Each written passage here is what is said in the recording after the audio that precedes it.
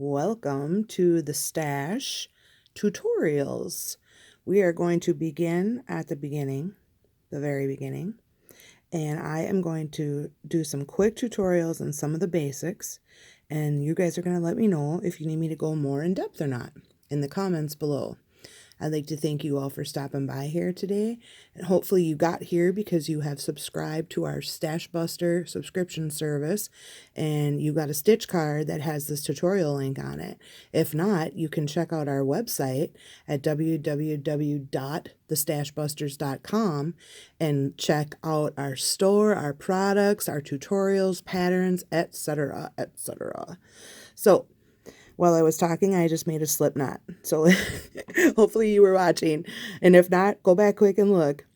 A slip knot is called a slip knot because one side is movable. Like so, adjustable.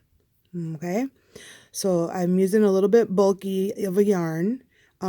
Just because it's easier to see, and I'm using a Streamline Swirl Furls hook and Cookie. These hooks are my absolute go-to favorite now.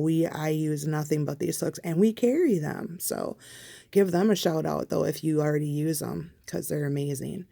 Anyway, I am going to insert my hook into the slip knot, and then I'm going to just adjust it so it's snug, but it slides like that. Okay, and then I am going to loop the yarn over my pinky and over my first finger like that. You can hold your yarn any way you want. This is kind of common. It's the common way, but I've seen people do all kinds of different ways. Holding your yarn provides a little counter tension, and to make your stitches a little bit more regular, it makes your tension a little more even. Otherwise, it gets kind of wonky and sloppy if you don't have some counter tension. Some people loop it around their one finger as they're working to keep it even tenser. There's no really wrong way to do this, just whichever way works for you that helps you control the yarn. So we go further in depth in this in our classes, and we'll have longer tutorials for straight up beginners that have no idea how to do any of this.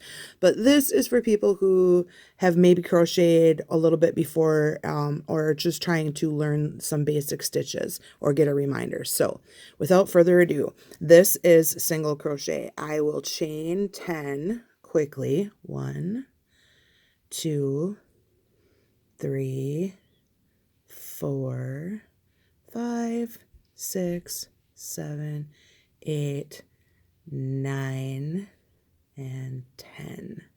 And that gives me this lovely little chain that I can then work single crochet stitches in. I'm going to work a row across, and then I'm going to turn and come back, and then that will be the end of the single crochet tutorial.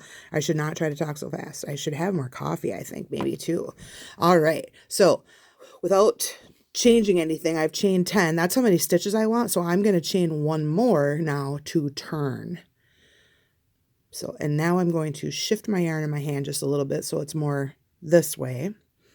And I am going to insert, this is how you single crochet, insert the hook into the stitch indicated, and then yarn over just like that, always from the back across the front of your hook. Pull through. Now I have 2 loops on. I'm going to give you a close-up of what that looks like.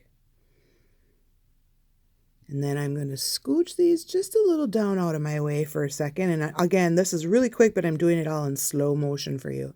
And then I'm going to yarn over again from the back across the front. And it should look like about like that. You notice how I'm using these 2 fingers to control my chain and kind of keep a little tension on it by pulling it slightly down, not too hard, but a little bit. That little bit of extra control helps keep things nice and neat as you get started.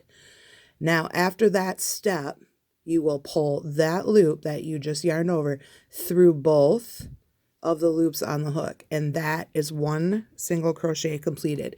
Now, see how that just looks weird right now? It doesn't look like anything. After we do a few more, you'll start to see them work up. Okay? So I'm going to go ahead and insert into the next stitch, the next chain, and yarn over the front. This is the part where it gets tricky if you're over concentrating on it. Yarn over the front again, and that's what it would look like. Pull through,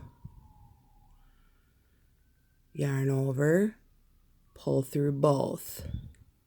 Now I have 2 single crochets. Now it's sort of starting to look like something, isn't it? Okay, and again in the next. Insert, yarn over the front, from the back to the front always. Pull through, yarn over again, and pull through 3 stitches.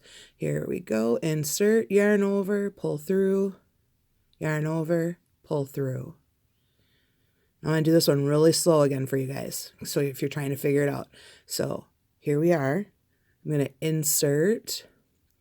I'm going to yarn over, pull through, yarn over. And notice how I shift my fingers and thumb to grab right there and just provide some stability when you first start, and pull through. I straighten it out a little bit. And again. And again. And that, my friends, is how you single crochet. Thanks for joining me.